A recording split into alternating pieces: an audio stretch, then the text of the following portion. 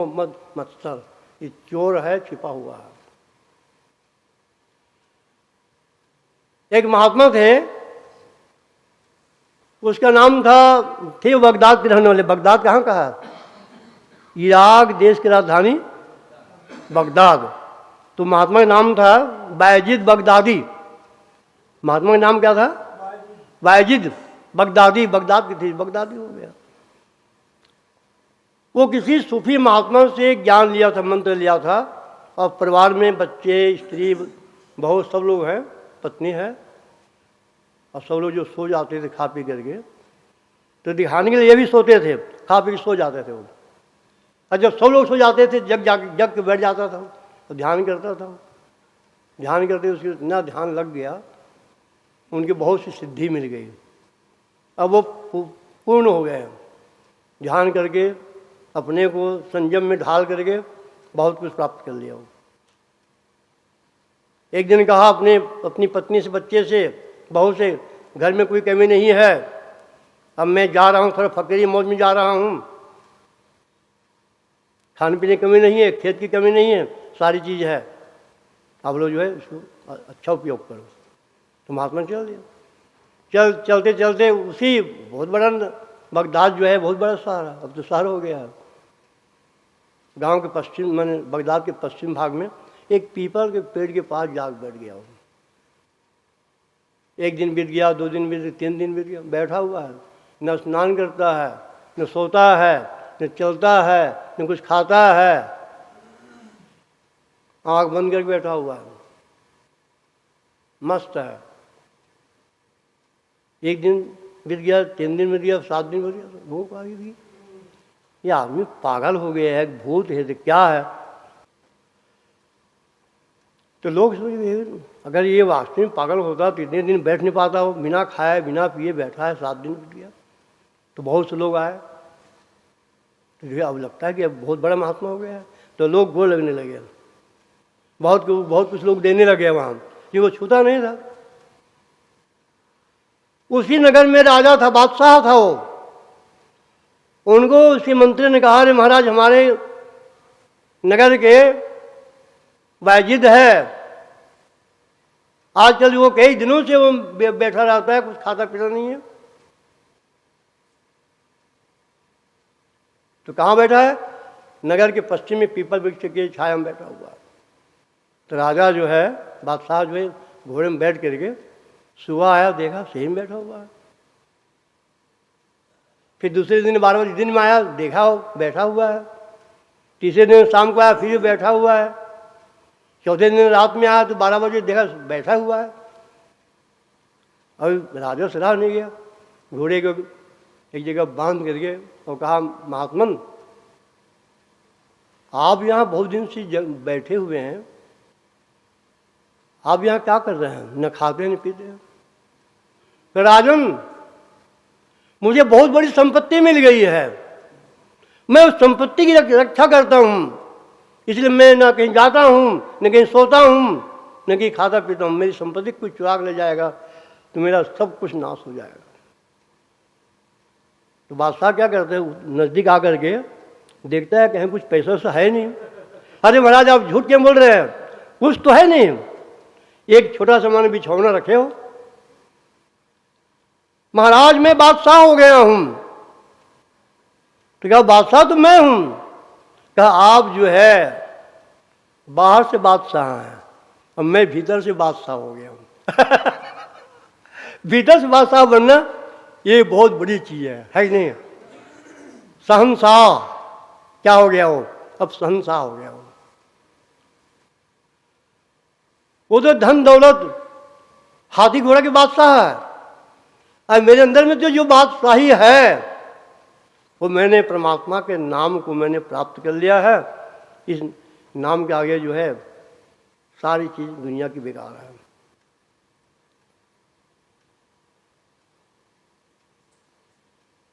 ये संयम करने वाले के लिए रास्ते है वो। बादशाह ने कहा, ये बताइए महात्मन, क्या मैं तो बाहर से बादशाह हूँ, आप कह रहे हैं, हाँ हाँ, क्या मैं भी भीतर के बादशाह बन सकता हूँ? हाँ बिल्कुल हो सकते हो। क्या करना है मुझको, ये लो, ये जो झाड़ू है ये ले जाओ, झाड़ू पकड़ो झाड़ू, और सुबह जा कर के अपने राजमहल की बगल से गली को साफ करते जाओ, और जब मैं आकर के रोक दूं आपके हाथ को पकड़ लूँ तब बंद करना। किसी के कहने पर झाड़ू लगाना बंद मत करना, और मन में ये मंत्र जपते जाओ। ये मंत्र दे दिया। अब बादशाह जो है घोड़े को ले गया, घोड़साल में बांध दिए, और सुबह जो है झाड़ू लेकर झाड़ने लगे राजमहल की चारों तरफ गली को।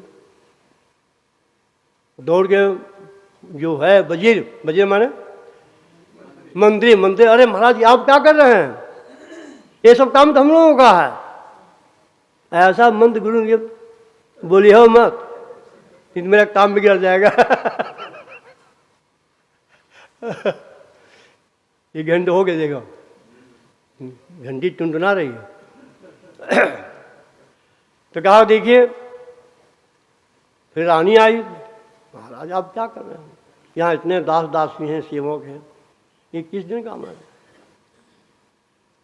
सबको एक के मंत्र था वो। सुबह से शाम तक बिना खाए जो मंत्र दिया जब करते हुए झाड़ू मार रहा पूरे नगर की गलियों में। अब जो है भुवन भास्कर सूरज जो है अस्त हो गया। धीरे धीरे जो अंधकार है छाने लगा। वो बादशाह अब अपने व्रत को तोड़ दिया हो, क्योंकि आफत तो अपने खुद मोल पैदा किया है। राजाओं के झाड़ू दे करके मोल पैदा किया ना, आफत दौड़ के गया। बस बादशाह तुम भीतर से ही बादशाह हो गए हो, और मैं तो बाहर भीतर से हूं, और तुम बाहर से भी बादशाह हो गए हो, अब भीतर से बादशाह हो गए हो। ये जो है अनलहक नाम भरत का, ये अनलहक जो नाम है, अनलहक ये मंत्र दिया था। अनलहक मैं भी वही हूँ। हे खुदा, हे अल्लाह, है परवरदिगार, जो तुम हो वही तुम मैं भी हूँ। अनलहक परमात्मा का चिंतन करते करते, नाम जपते जपते बादशाह भी वो खुदा के स्वरूप में परिणित हो गया। ये जिस आनंद को बायजीद ने ग्रहण किया, पाया, वो आनंद को आज बादशाह भी प्राप्त कर लिया। बोले गुरु महाराज की। हाँ ठीक है। ये गीता ज्ञान यज्ञ का दूसरे दिन सांख्य योग, जिसको ज्ञान योग भी कहते हैं, संन्यास योग भी कहते हैं। इसमें किस प्रकार से चेतना को बाह्य विषयों से हटा करके परमात्मा के चरणों में जोड़ना है, ये तरीका कृष्ण ने अर्जुन को बताया। और कहा कि इस जैसे बादशाह जो है झाड़ू लगाते लगाते मंत्र का जाप कर रहे थे, वो भी माने उस नाम में खुदा के प्रेम में रंग गया, ऐसे अर्जुन तुम भी युद्ध स्थल में युद्ध करते हुए तुम मुझ परमात्मा को प्राप्त कर सकते हो, ऐसा संदेश दिया। ये गीता ज्ञान बहुत ऊंचा स्तर के ज्ञान है। वो तो मैं अर्जुन, भगवान ने कहा देखो अर्जुन, एक बात और कह देता हूं, सांख्य योग के जो अंतिम भाग है, ऐसा ब्राह्मी स्थिति पार्थ ज्ञानम प्राप्ति विमुह्यति। अर्जुन, इस ब्राह्मी स्थिति को, इस स्थिति प्रज्ञताओं को प्राप्त करके योगी महात्मा या ज्ञानी महात्मा, चाहे कोई गृहस्थ क्यों न हो, जो इसमें पक गया है, उसे कभी मोह पैदा नहीं होता है। लगन चेतना को हमेशा उसमें स्थिर करना पड़ेगा, तो फिर मोह पैदा नहीं होगा। और चेतना को हटा देंगे तो पग पग में मोह पैदा हो जाएगा। वो होगा नहीं होगा वो। ये अंतिम श्लोक गीता अध्याय 2 का 72 नंबर की श्लोक। ऐसा ब्राह्मी स्थिति पार्थ नैनाम प्राप्ति विमुक्त। इस स्थिति को प्राप्त करके फिर कभी कोई उसको मोह जो है तंग नहीं करता है। मोह में कभी चिपकता है नहीं। साधना बहुत कठिन है, फिर भी धीरे धीरे संयमी लोग जो है साधना करके इस मस्ती को प्राप्त कर सकते हैं। बोलो गुरु महाराज की जय।